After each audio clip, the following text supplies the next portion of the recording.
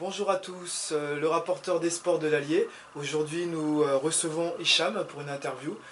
Hicham, jeune boxeur de la région de Montluçon, qui va nous expliquer un petit peu son parcours et ses projets, ainsi que ses objectifs. Bonjour Hicham, Bonjour.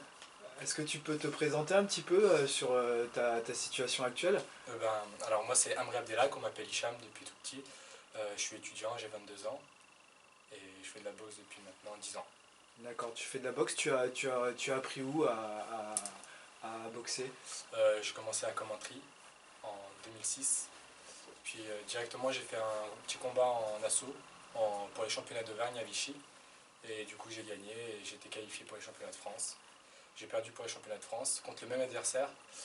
Et voilà, et après de ce combat-là c'est parti pour 10 ans D'accord. de boxe. D'accord, donc c'est vraiment ce qui t'a motivé et ce qui a fait qu'aujourd'hui tu es toujours présent Ouais. sur le plan national et sur le plan de la boxe molussonaise bien entendu. Et aujourd'hui tu combats pour quel team Là, c'est pour l'IFO, du coup, D'accord. International Fight Organization. C'est une nouvelle salle qui existe depuis 2 ans. Et ta catégorie de combat? Pour les championnats et les titres, c'est en moins de 71 kg ou 72 kg 5. Et pour ce gala-là, ça sera 74 kg.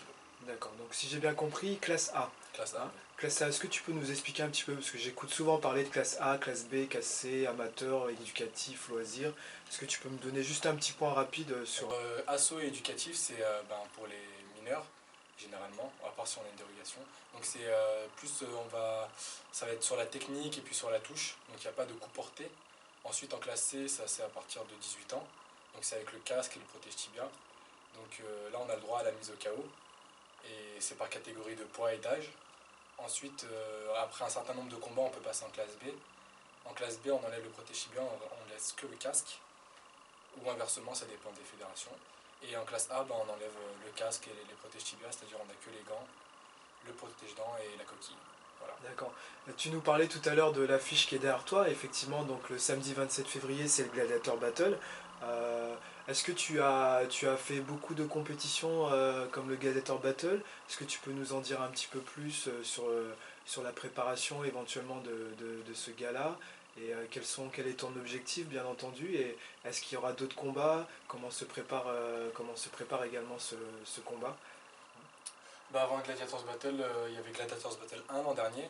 Bon, j'ai pas pu faire parce que mon adversaire a déclaré forfait. Sinon, à Montluçon même, on a fait le combat One Night, donc j'ai gagné au premier round. Avant ça, j'ai fait les championnats de France, j'ai fait plusieurs fois les championnats d'Auvergne, puis j'étais appelé un peu partout pour des combats dans toute la France et un peu en Europe aussi. Et du coup, là, c'est un super fight en 74 kg pour une ceinture Gladiators Battle en Muay Thai, c'est-à-dire coup de coude, coup de genou autorisé. Et voilà. D'accord. Donc coup de coude, coup de genou autorisé, c'est quand même violent. Tu as l'habitude de combattre sur l'aspect Muay Thai, parce que je sais que le K1 existe également. Je sais qu'il y a le full contact. Je sais. Est-ce que tu as une préférence au niveau des disciplines? Est-ce que tu te Oui. sens plus à l'aise Je suis plus à l'aise en Muay Thai parce qu'on est vraiment plus libre de s'exprimer. On peut utiliser toutes les parties de son corps. Alors que le K1 ou le full, on est limité. Le full, ça va être plus avec les pieds. Le K1, ça va être plus dans la percussion. Et il n'y a pas de saisie, de projection. Puis les coups de genoux sont limités. On n'a le droit qu'à un coup de genou avec une portée, avec une saisie. Ou des fois sans saisie, ça dépend. Alors que le Muay Thai, vraiment, il y a un travail de corps à corps, de clinch. On peut travailler aussi bien de longue distance avec les high kicks, les jabs et tout, qu'en corps à corps avec les coups de genoux et les coups de coude. Voilà. donc le Nak Muay, c'est bien toi et tu te sens vraiment à l'aise dans la boxe thaï. Hein. Dans la boxe, ça Hein, est vraiment. dans la boxe thaï. Très bien. Quel est les projets? Déjà remporter le super fight de ce samedi-là, et ensuite remporter donc le combat ce samedi, puis ensuite viser les championnats de France à Marseille au mois d'avril, puis après d'autres propositions, et puis commencer à vraiment rentrer dans la cour des grands, et puis m'affronter aux plus grands nationaux et internationaux. Très bien. Un petit résumé sur la totalité de tes combats. Tu as combien de combats? Alors au total, tout compris, j'ai 33 combats, j'ai 3 défaites et 30 victoires. D'accord. Parce que tout à l'heure, tu me disais ton âge, tu as 23 ans, c'est ça? 22 ans. 22 ans 22 ans, et tu t'occupes que de la boxe? Tu fais que de la boxe? Est-ce que tu as d'autres activités Non, à je suis côté? étudiant à côté de ça. Tu es étudiant? L'an dernier, j'étais à Lyon en Sciences Po Histoire et cette année, je suis parti à Clermont faire du droit. D'accord. Et comment ça se passe de gérer le sport de haut niveau quand même et les études? Parce que ça doit pas être facile. C'est complémentaire, on va dire. Genre, si il me faut, pour me défouler, il me faut le sport, mais d'un côté, si j'ai pas les études, il faut que ce soit c'est, comment dire, la balance dans ma vie, quoi. D'accord. Donc c'est une aide pour toi aussi Ouais. alors pour t'aider dans tes études. Même si c'est dur de concilier études et sport, parce que généralement, quand on est en classe A et puis qu'on vise des titres, etc., c'est des sportifs qui s'entraînent 4 heures par jour, qui ont un régime alimentaire important, un suivi sportif et psychologique. Donc c'est dur de suivre avec les grands qui sont en classe A en France. D'accord. Étant donné que tout à l'heure tu nous expliquais que tu as étudié à Lyon, comment tu arrives à t'entraîner intensivement, sachant que tu as des coachs peut-être, tu as des contacts, des coachs différents, comment est-ce que tu arrives à gérer cet aspect coaching pour t'accompagner parce que encore une fois je le répète quand même, c'est classe A, pour moi c'est l'élite, l'élite sportive française dans la boxe taille. Comment est-ce que tu arrives à gérer quand tu vas t'entraîner chez toi ou je sais pas dans d'autres salles?